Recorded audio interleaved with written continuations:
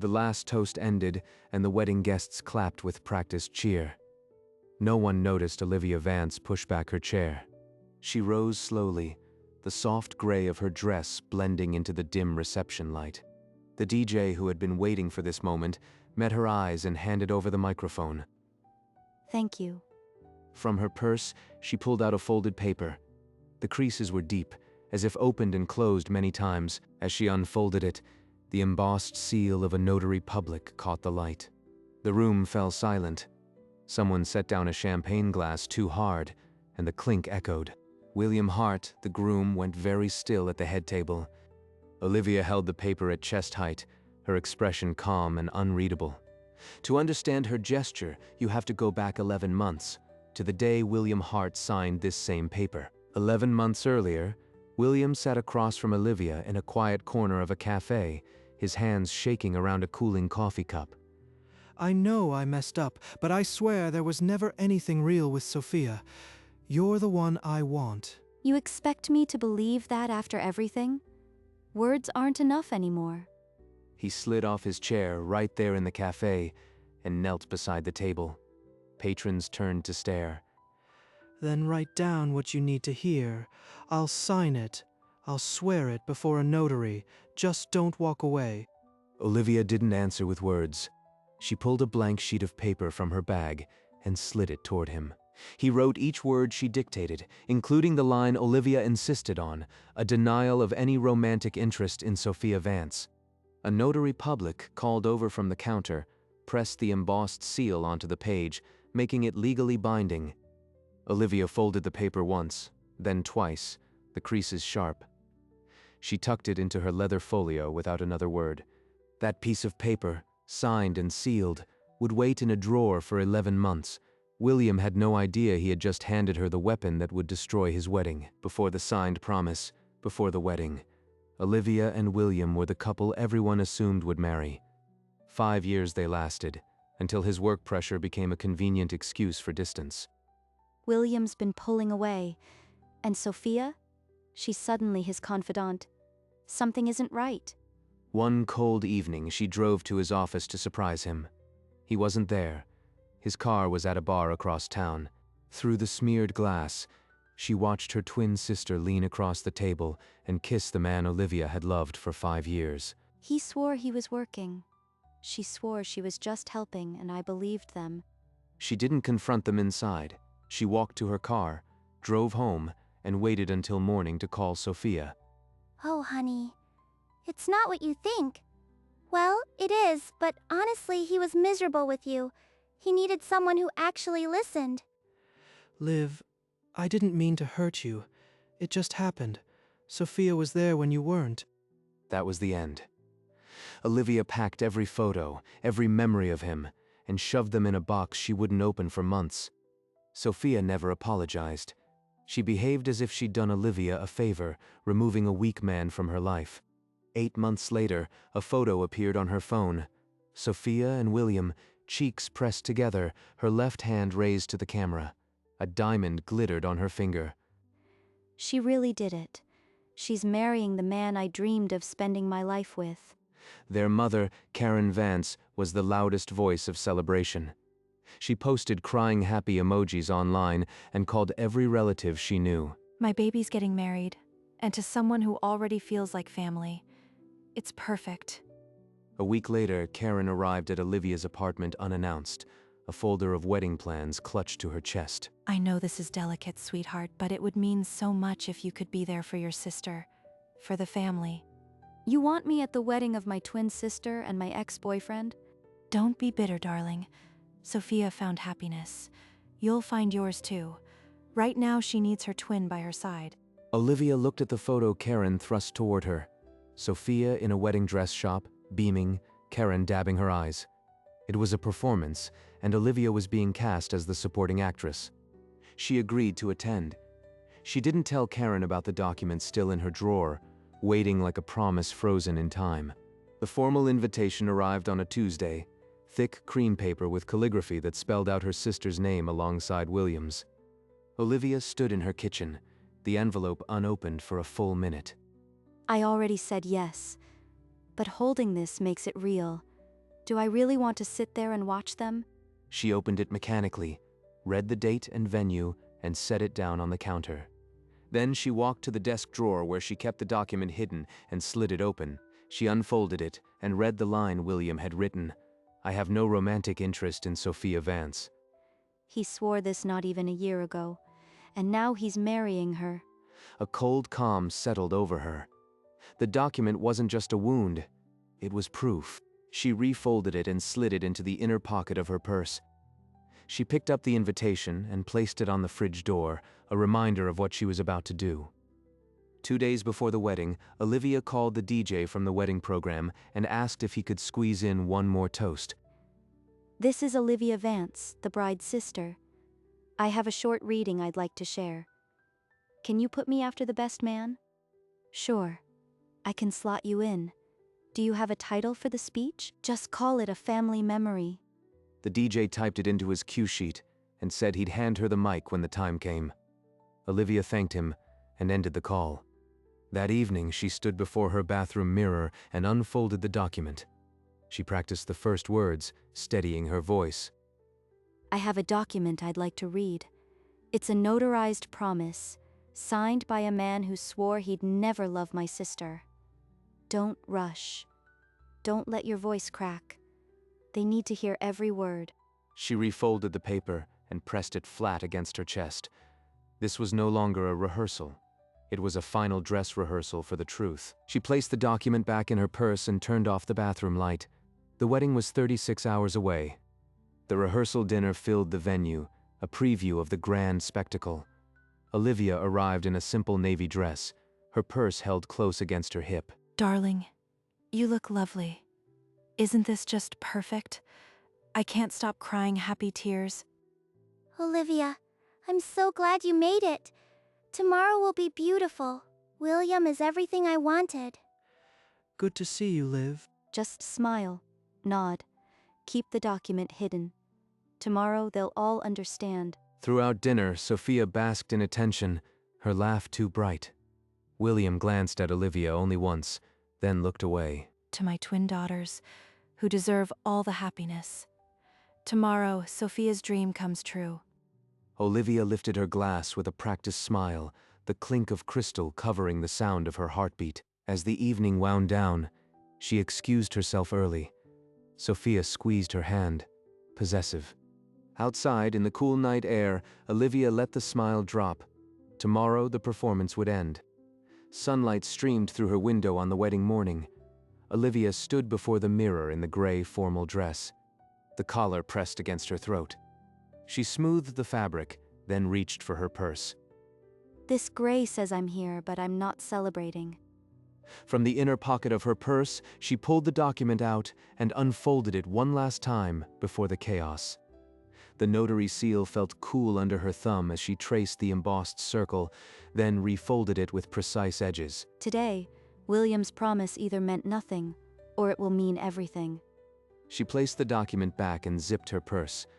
Nothing else mattered now. The drive to the church was silent. No radio, no calls. Her eyes stayed on the road. When she pulled into the church parking lot, her hands were steady on the wheel. She took a last breath, picked up her purse, and stepped out. The document was safe at her side. Inside the church, guests rustled into pews, the air thick with flowers and perfume. Olivia paused at the entrance, steadying herself. Oh, Olivia, you made it. I'm just so overjoyed I can't stop the tears. Of course, Mom. I wouldn't miss it.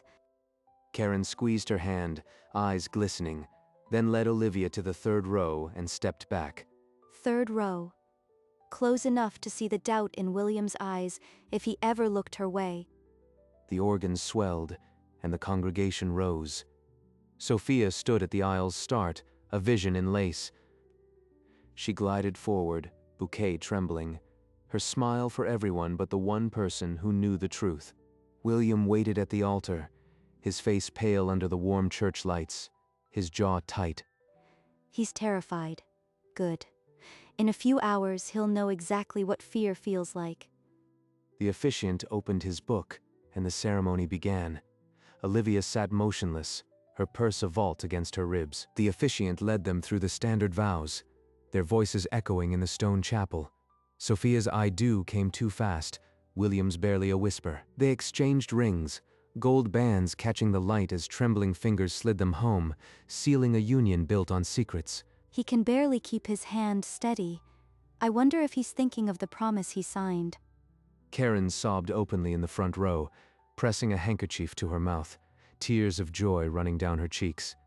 The officiant declared them husband and wife, and William lifted Sophia's veil with unsteady hands. They kissed, a soft public performance, while cameras clicked and the congregation sighed in approval. Karen's sob echoed, a joyful keening that filled the silent church as she mouthed, "My baby." Olivia did not move a muscle. Her face remained smooth as glass, betraying nothing. She's crying like she won, but the real story hasn't been told yet. The applause erupted, and the new couple turned to face the crowd. Olivia's hand tightened once on her purse, then relaxed.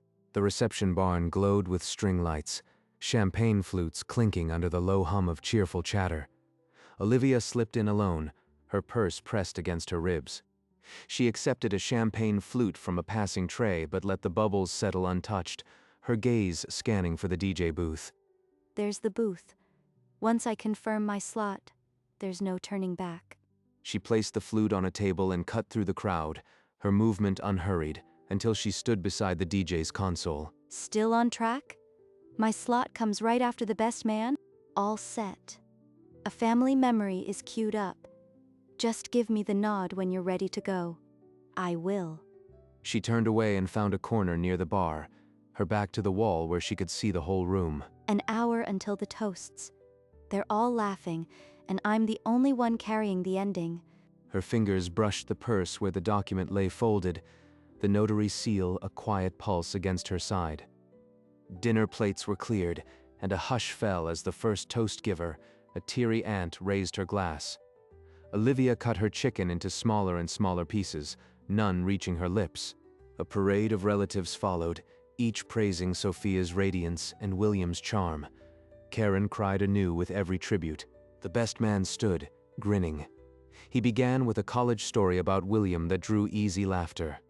He's funny. He's glowing. But in a few minutes, none of them will be laughing.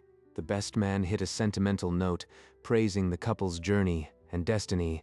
Sophia squeezed William's arm. He's wrapping up. My cue is next. Breathe. The best man raised his flute toward the head table. To Sophia and William, may your love forever shine. Olivia's hand slipped into her purse, fingers finding the crisp edge of the document. Guests clinked glasses and drank. Karen dabbed her eyes, her smile so wide it seemed fixed. The applause died. The DJ's voice came through the speakers, and now another special message. A family memory. A murmur rippled through the reception hall. Guests glanced toward the head table, then the microphone stand, searching for the source of a family memory. Olivia felt her pulse in her throat, the crisp edge of the folded document pressed against her fingertips inside the purse. They're all looking around. In a breath, they'll all be staring straight at me. She let her gaze drift to the DJ, who held the microphone aloft and searched the room with an expectant smile. No one claimed the mic. The pause stretched, and the clinking of glasses dwindled into an uneasy hush. This is it. The document is inches from my hand. Once I stand, there is no undoing it. The best man, now seated, caught her eye with a curious squint, as if trying to place a forgotten detail. Karen Vance sat beaming, dabbing her eyes, utterly unaware that the spotlight was about to swing violently away from her golden child. Olivia's fingers slid around the document, feeling the notary seal through the paper. The room pulsed with music that no one was dancing to. She pulled a slow breath, the kind you take before diving into deep water, and let the weight of the deception settle in her chest. Now. Her chin lifted a centimeter. The DJ caught the signal and stepped off the platform, microphone dangling at his side. Olivia placed her napkin beside her untouched plate and rose to her feet. The scrape of her chair cut through the music. A waiter froze mid-stride. Heads turned. Karen's handkerchief stopped dabbing. The DJ reached her in 3 long strides and pressed the microphone into her outstretched hand. She wrapped her fingers around the cool metal and faced the room. Her other hand dipped into her purse. William leaned forward at the head table, his face draining of color. Sophia tilted her head, a flicker of irritation crossing her smile. They don't know what I'm holding, but they're about to. She pulled out the folded paper, the creases as familiar as her own heartbeat, and held it at chest height. The music didn't stop, but the laughter did. Every eye locked onto the gray dress and the yellowing page. Olivia's gaze swept across the crowd until it locked onto William. He was already staring, mouth parted, his new wedding ring glinting under the string lights. William's throat moved as he swallowed. He didn't know the exact words, but the cold certainty hit him. She was holding something that could break him. She unfolded the top third of the paper, just enough to show the embossed notary seal. The circle of ridges caught the warm light like a brand. He remembers signing this. Look at him. He's petrified. The room went utterly still. The DJ's hand hovered over his equipment. Not a single glass clinked. William's hand rose unconsciously to his collar, tugging it away from his throat. He shot a panicked glance at Sophia, then back at Olivia. Pleading won't save you. Not today. She brought the microphone to her lips. Her voice came out steady and measured, the first sound since the silence had fallen. Before I read this, everyone should know William Hart signed this freely, 11 months ago. She paused, letting the weight of that strike each guessed. Then her eyes dropped to the first typed line, and she began to read. Her voice rang out, clear and unhurried over the silent hall. I, William Hart, do hereby state that I have no romantic interest in Sophia Vance. The dated line hit the room like a slap. A collective gasp rose, then choked off into dead silence. William stood frozen, his face a mask of disbelief and dawning horror. His new wife turned toward him in slow motion. Sophia's mouth opened and closed. The perfect bride's glow drained from her cheeks as she stared at the man beside her. Olivia paused, letting the silence stretch like a wound. Then she lifted the paper higher, exposing the notary's seal to everyone. Dated January 15th, witnessed and notarized by a certified public notary. Karen's handkerchief fluttered to the floor. Her mouth worked soundlessly. Tears of joy, now tears of something else entirely. William seemed to shrink in his chair, his eyes never leaving the paper Olivia held like a gavel. She held William's gaze and let the silence ask a question no one in the room dared put into words. Olivia's voice held steady as she reached the closing line. The words felt heavier than the silence that preceded them. This statement is true and binding. Signed, William Hart, 11th of January. She lowered the microphone, the paper coming to rest against the soft gray of her dress. You signed this, William, in your own handwriting, before a notary. William's mouth opened, but the air went out of him. He stared at the floor, head dropping like a man who had run out of lies. Sophia's head swiveled between them, her lips forming a silent question that would not come. Karen sat rigid, her handkerchief forgotten on the floor, her eyes hollow and unblinking. Olivia refolded the document with slow precision, the creases aligning perfectly as she slipped it into her purse. The silence shifted from stunned to mutinous, a loaded pause waiting for someone to dare break it. But no one did. Not yet. The truth lay bare, and the room had nowhere left to hide. The silence fractured when Sophia leaped to her feet, her veil snagging as she spun toward William. You signed a paper swearing you had no romantic interest in me? And you never told me? Soph, it wasn't like that. I was desperate. I just wanted her to take me back. He meant every word. He wrote them down, he signed it, he had it notarized, he swore you were nothing. Olivia pulled the document from her purse and held it towards Sophia, the notary seal glinting. Sophia snatched it, her eyes darting over the typed lines. Her free hand shot out and grabbed William's arm, nails digging. No romantic interest in Sophia Vance. You wrote that while we were together? You let me plan a wedding, and you had this? Oh God, this can't be happening. Olivia reached out, plucked the paper from Sophia's shaking grip, and refolded it along its familiar creases. Sophia spun back to William, a raw cry escaping, as Olivia turned her back and walked toward the exit, the document safe at her side. Sophia shoved past a cluster of bridesmaids and fled through a side door, her train dragging behind her like a surrender. William scrambled after her, his polished shoes slipping on the threshold. He called her name, but the door slammed. Karen remained frozen at her table, a relative dabbing her shoulder, but she didn't seem to feel it. The tears had stopped. Guests collected their coats in silence, their murmured excuses swallowed by the once festive barn. Olivia paused at the entrance, one hand on the doorframe, and glanced back at the shambles of her twins' wedding. I spoke. That's all that matters now. Then she stepped into the night, the door clicking shut behind her. The marriage didn't dissolve that night. It stalled in a cold house, two people who couldn't meet each other's eyes. The wedding cake was never cut. It sat in a corner of the barn, the bride and groom topper untouched. The truth had been spoken, and some vows once broken in public can never be resealed in private. 14 months after the shattered wedding, a legal petition hit the courthouse floor. Hart versus Hart cited only one cause: grounds, discovery of premeditated deception. The notarized document Olivia preserved became the central exhibit. A local paper ran the headline, "Vance family scandal ends in accusations of fraud."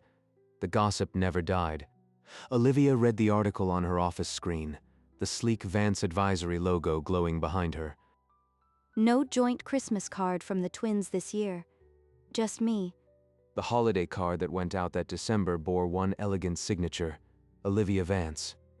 Karen had once imagined a card with both daughters smiling. She opened Olivia's alone.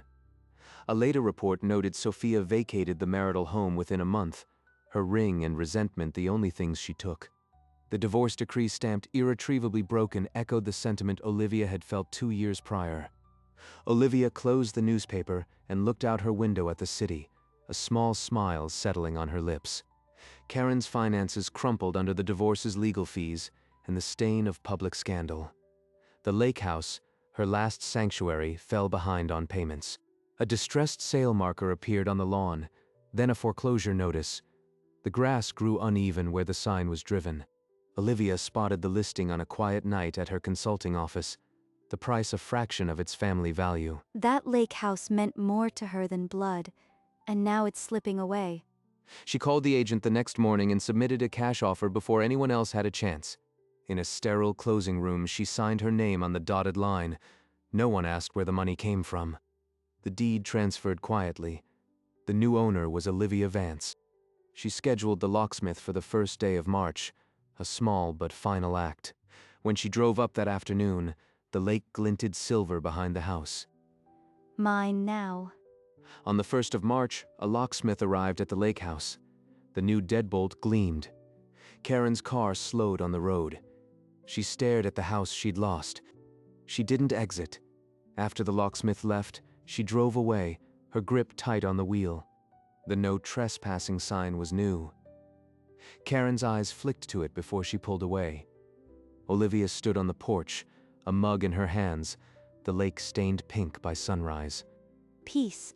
No lies, no audience. She didn't watch Karen leave. She simply turned and went inside. Later, she opened a safety deposit box in a quiet bank. The folded document went inside, the notary seal facing up like a scar preserved. The box closed. Olivia's smile was the same as on the day she spoke, calm, knowing, and utterly free.